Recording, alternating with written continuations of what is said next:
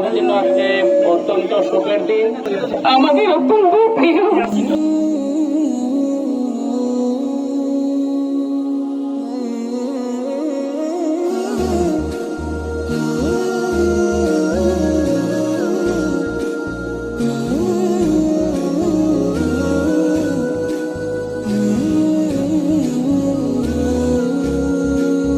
সম্মানিত উপস্থিতি, আমরা এখনই জানাজা করে বলবো, আর কোনো বক্তব্য হবে না। আমরা সবাই লাইন হয়ে যাচ্ছি, কাতার হয়ে যাই, আমরা সবাই কাতারবন্দি হয়ে যাই। এখনই আমরা জানাজা শুরু করবো ইনশাআল্লাহ। আমরা সবাই একটু কাতারবন্দি হয়ে যাই।